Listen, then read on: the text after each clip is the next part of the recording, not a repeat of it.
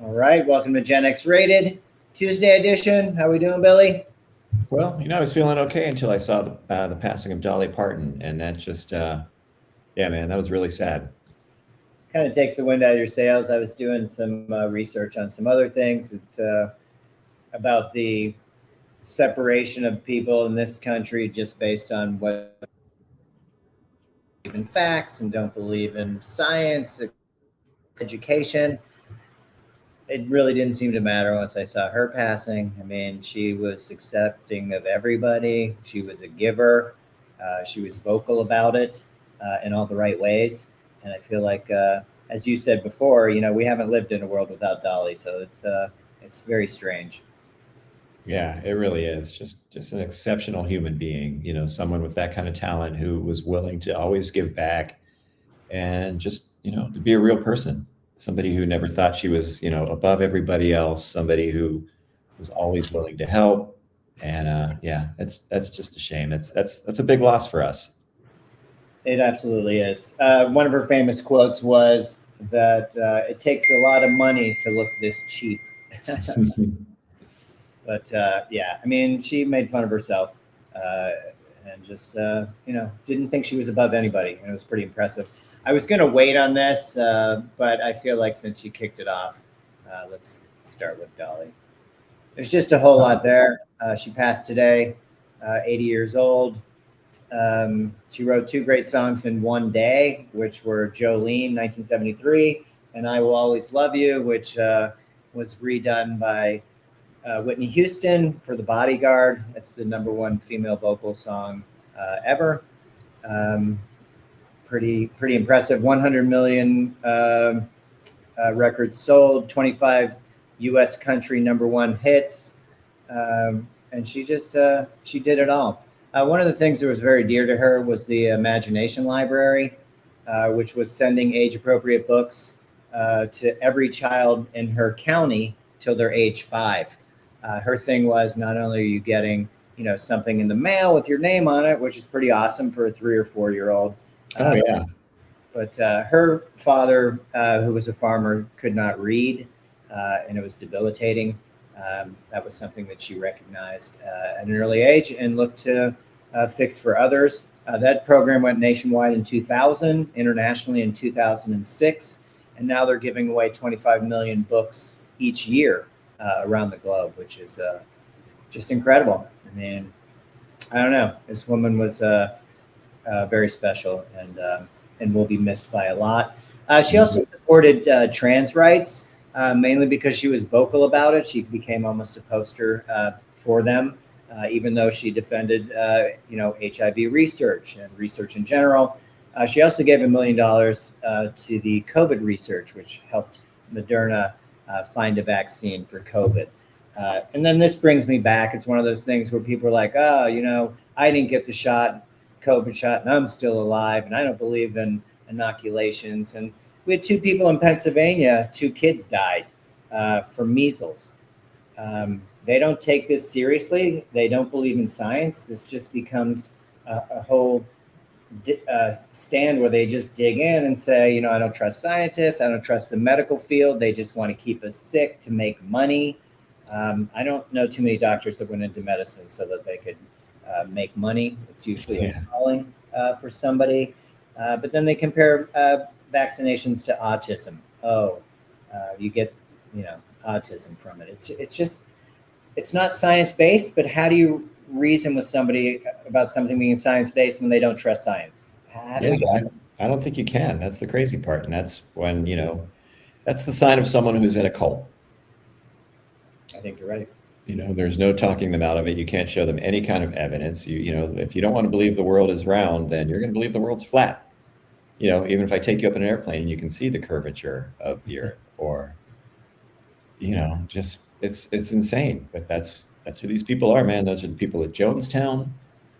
Those are the people in the bunker with Hitler who killed themselves because they couldn't live in a world without the Fuhrer. It's just, yeah, these are people that have no interest in facts or truth. They just believe what they believe, and they dig in and double down, and it's pathetic, really. It's really going to be tough to get away from. They blame Trump for nothing. Gas prices are on Biden, though this is the second year of this administration. Transgender is a Biden thing. The Iran war was necessary. We come up with 47 years of state sponsored terrorism and all this made up stuff. Education equals indoctrination with these people. So we're going to homeschool it. I'll teach them as much as I know. Should be fine. Look how good I'm doing. Generation of idiots raising a generation of idiots. Great. What could go wrong? What could go wrong? Yeah, I mean, a lot. And I feel like we're here now. These elections should be pretty telling. A lot of people are pushing back. You can see it in South Carolina with Lindsey Graham's sister. I don't know that she's going to even win that runoff. Trump support is one thing, but her blind loyalty and having no background whatsoever to be a senator, one of 100 people, seems pretty out of reach. Even in this cult, I just don't see it happening. But here we are. And we see the same thing every day. Trump was talking to Linda McMahon, the education secretary, yesterday, and she said, "We thank Donald Trump for defending children," which is very ironic. Oh my God, yeah. The Biden administration allows schools to secretly transition kids without their parents knowing. Not true. This is like pizza parlor stuff in the basement. It's just stupid. And we just don't appreciate the education that we had, the public schools, the funding. Here's an example. Teachers can write off $350 in school supplies, which this year are up about 8% based on the tariffs. But a CEO can write off his entire private jet and yacht. They could be doing business on it, I guess, but she's doing business every day, or he in the classroom. Like, why? Oh, yeah. Why don't we prioritize these things? Because our priorities are way out of whack. The only thing we care about is wealth and power and chasing the shiny thing of the day.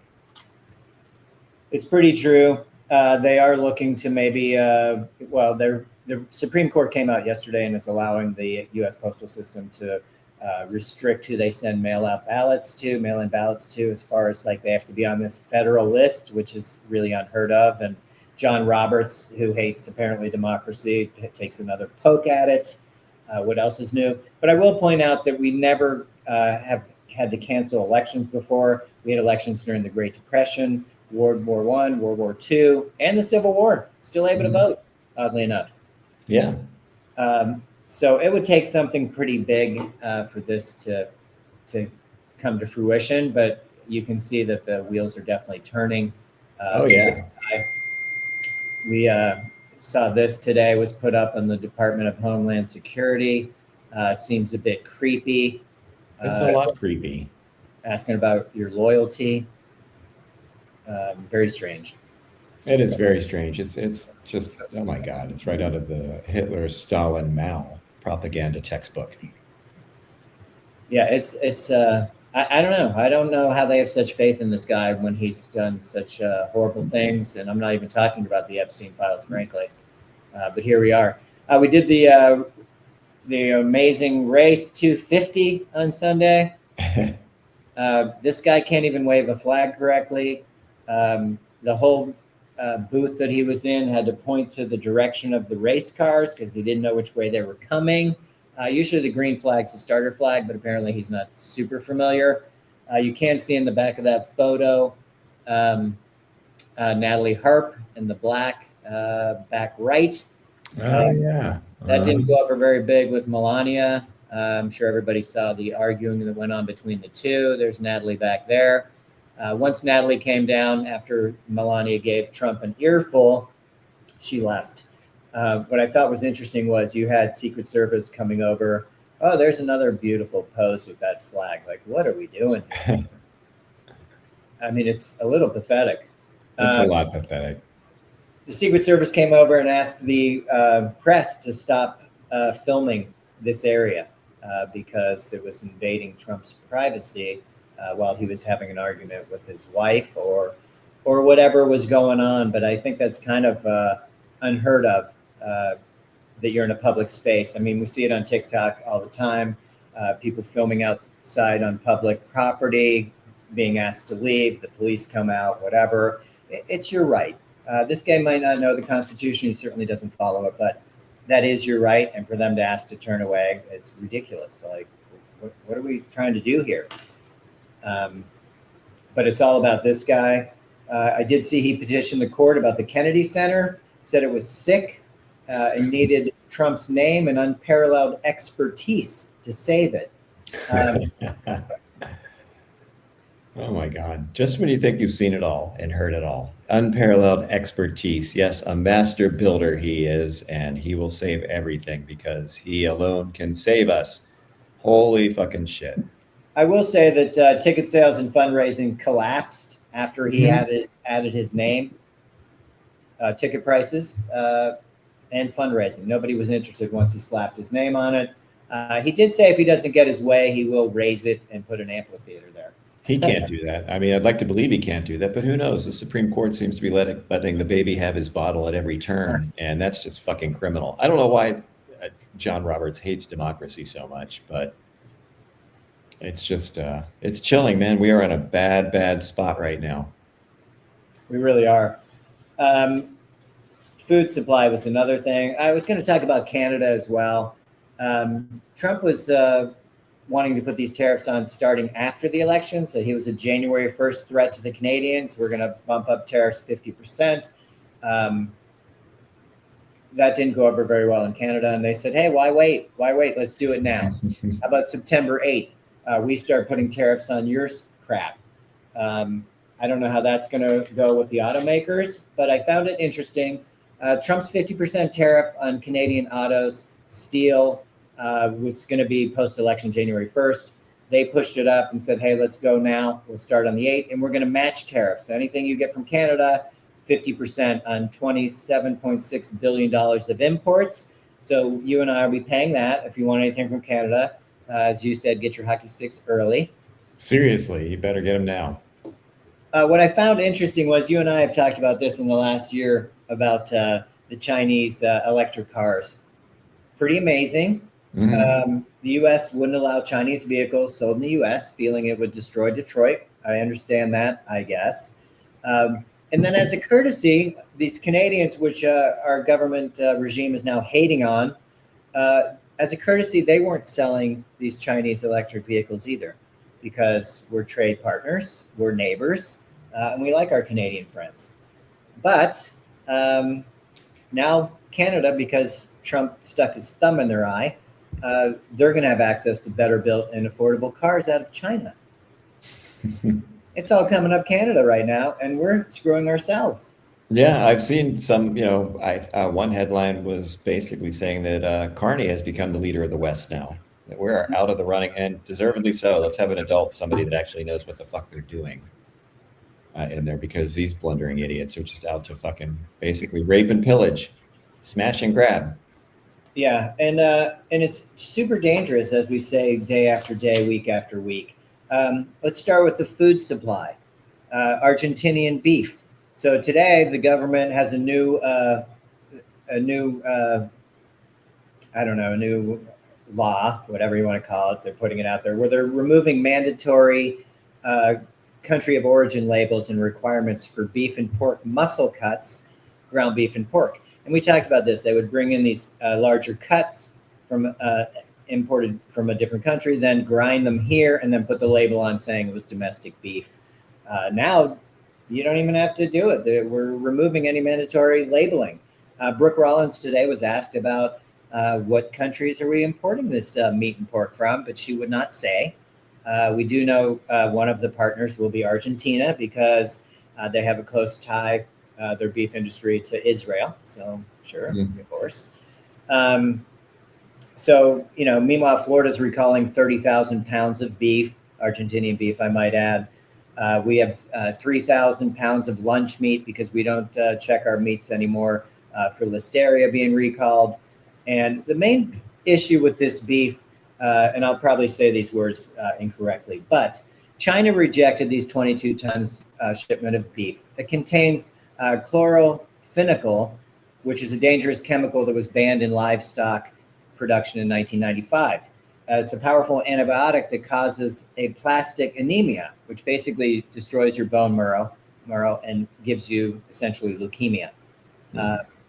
These are pretty serious things. The only company that has said no to these Argentinian beef imports is Costco, which is pretty impressive. But again, we don't care. Trump's doing a solid for whatever. He knows he's not going to be fed that Argentinian beef himself.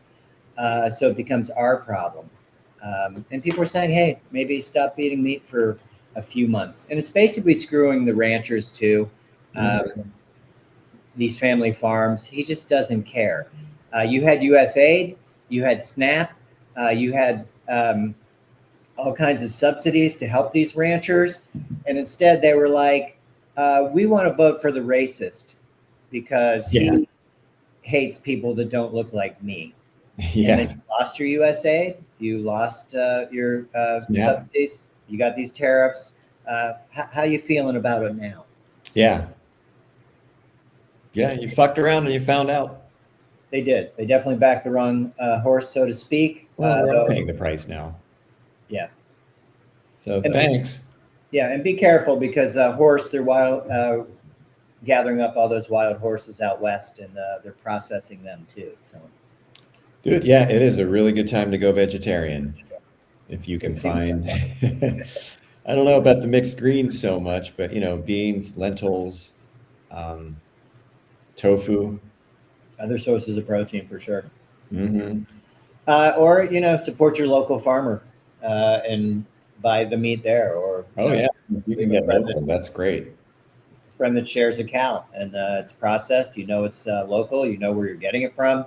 You can trace it back. This is what this administration is trying to do: is not being able to trace the food supply chain to where you might have a problem, and that's extremely dangerous. But they don't care. They don't care. They're not eating it. And, here's the thing that, like you said, it's extremely dangerous. If you get a shipment that is, filled with E. coli or salmonella, there's no tracing it. You don't know where it came from. It's just people just randomly get sick. Yeah. And hopefully you don't die. Hopefully, but sometimes you do. And it starts with these vaccinations. If we couldn't trust something, measles was eradicated in 2000, and now we have 2 deaths in Pennsylvania, Lancaster County, from it.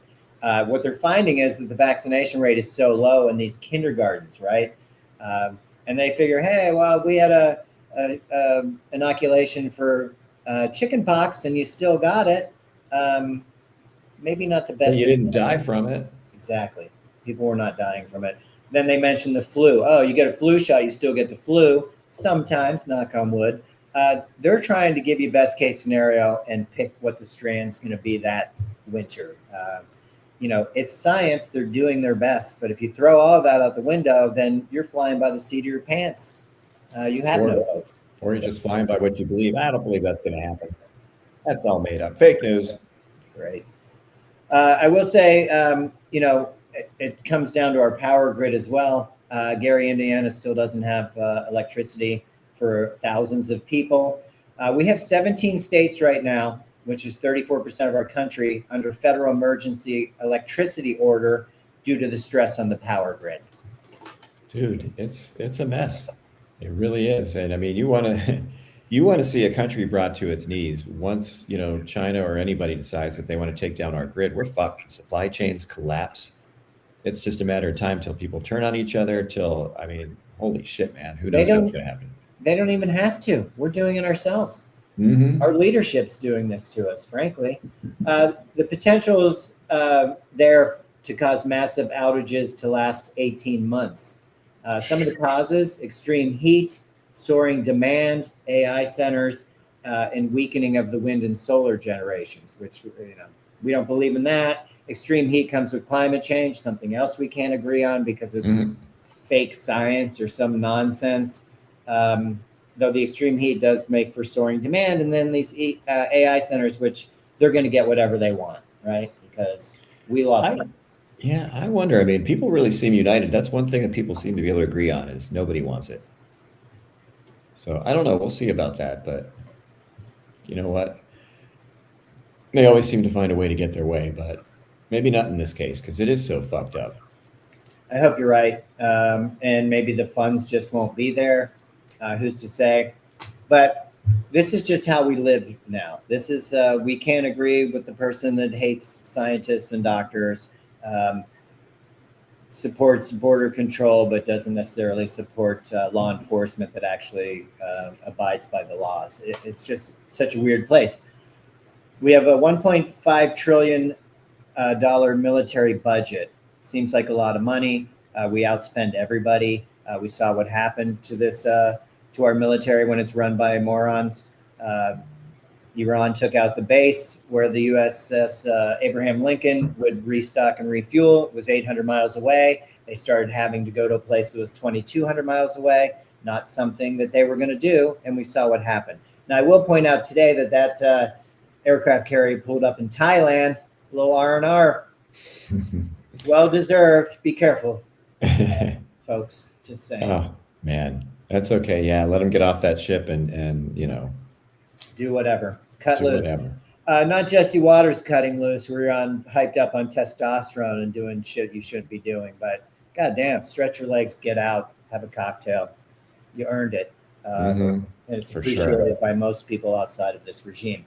I did want to say, in order to, and this is going to be a list, so I apologize ahead of time, but I found that it was important. To make that 1.5 trillion military budget, Trump has some cuts that he'd like to cut, and I'll do them very quickly.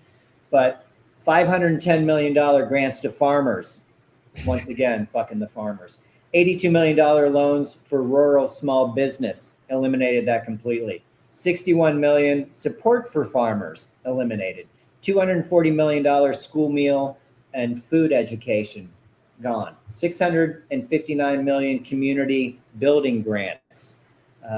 Why would you want that? $49 million support for minority-owned businesses. But that seems like an easy one. Eliminating $449 million in economic development, because what is that? Business, Trump takes care of that. Yeah, the economy's already booming. We don't need any more of that. $1.6 billion grants for community weather forecasting, fisheries, and local and coastal protection. NOAA, we talked about this months ago. $993 million for scientific research and technology standards. $150 million support for exports and trade, whatever, he's got that covered. $2.2 billion broadband internet access in rural areas, which we think everybody should have access to. Forget it. Almost there. $8.5 billion funding for public schools, $1.5 billion for vocational training programs, though we say we need these folks. $2.7 billion college access and higher education supplies, and $15.2 billion for roads, bridges, and infrastructure. All to get this crazy number for the military just to go out and essentially not support them or find success. I mean, it's insane.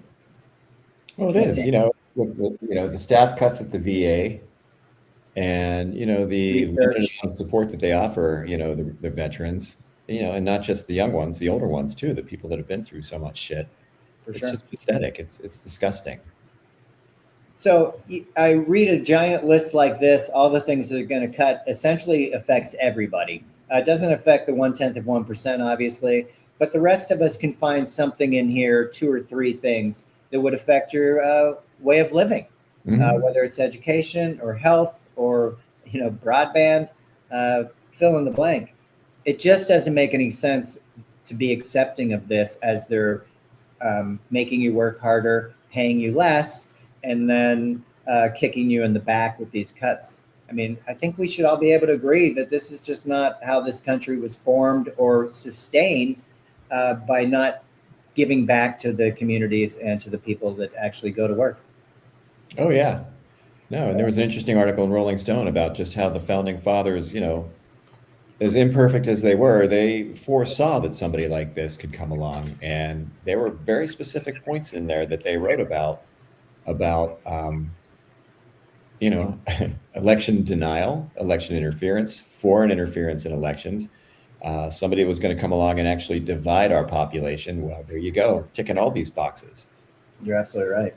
And, these people that wrote the Heritage Foundation in their Project 2025, it was just a blueprint to break down a country. And the fact that these fuckers got so much support and so much power and influence, it's just sickening. These are people that literally hate democracy and hate this country for what it's supposed to be. They have a vision of this country as basically a Christian nationalist, white man, wealthy paradise where women have no rights. Anybody who's not a wealthy white evangelical Christian has no rights and doesn't matter.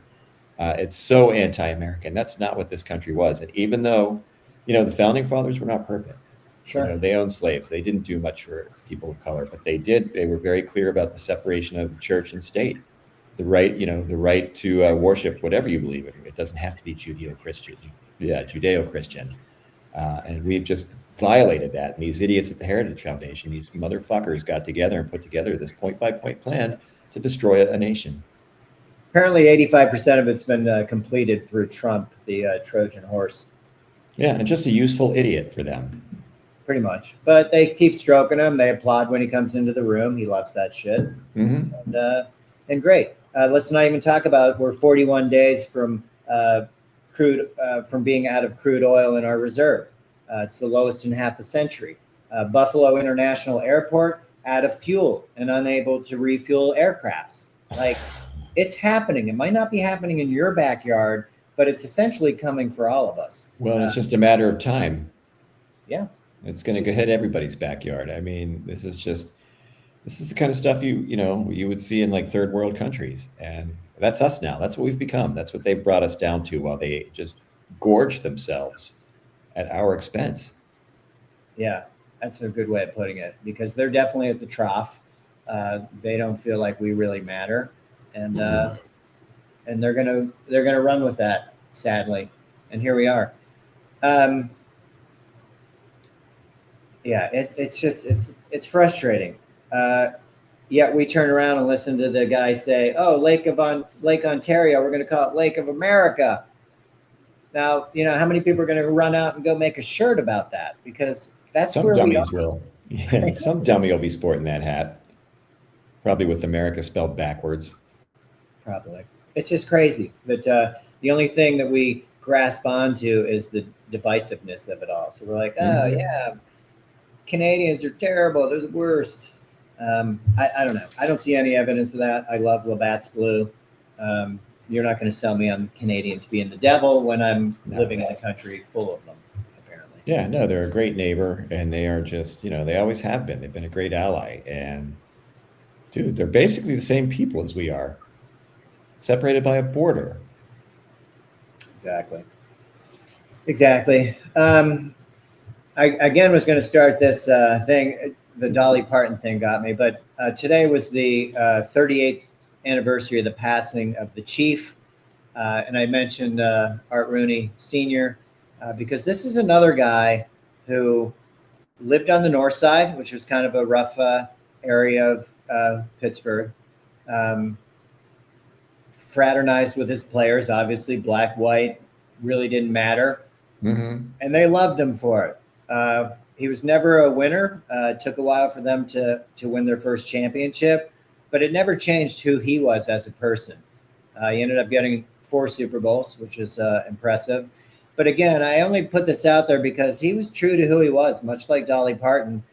This is what he was, and nothing was going to taint that. Not politics, world events. It just, here he is with Dan Rooney. I mean, it's just amazing that we're losing. Not that he's been dead for 38 years, but my point being, we're losing all these people that had a good grounding and self-awareness and care and empathy and the wherewithal when they found success to try and give back. I saw some clips, Dolly Parton on The Tonight Show, and Johnny Carson was saying, "Oh, when you're famous, you probably won't come back." And her thing was, "Hey, I think I'm here more than you are." Always came with a guitar and ready to share the love. So it's really hard. I know for us generationally, we're feeling the loss of a lot of our elders, people that we trust, people that had the experience but weren't tainted by it. I mean, that whole World War II generation of people that came back, spoiled their kids to probably too much, but didn't talk about it. It didn't. The majority of them tried not to let it affect their lives and move forward and gave back to the community and found success. We don't have that anymore. As we talked about, Gen Z, 80% would love to be influencers. we're all about the reels and fucking putting your stuff out there. It's like it just doesn't seem sustainable as a country because we can't all be winners. We can all be okay, but we can't all be trillionaires, and that's just not realistic. And to become a trillionaire, you're burying a lot of people. They don't get there by accident. Oh yeah, no, they don't. You can't be a good person to be a trillionaire. Probably not, and I think we're seeing that right now. So, oh fuck yeah. So I really, again, feeling the loss of Dolly Parton. Just amazing on all fronts, and such a It really is, and for someone like her, she passed away, but that orange shit stain continues to just walk the earth and destroy everything in his path, everything he touches. It's so fucking unfair. I would agree. They took the wrong 80-year-old is what what it said. So anyway, really good.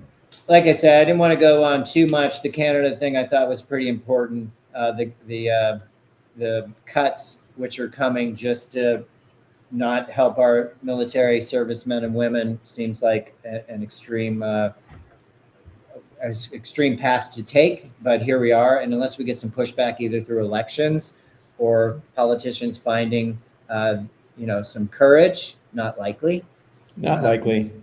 We're going to continue to have to expose and put this present these materials. So sorry, Billy.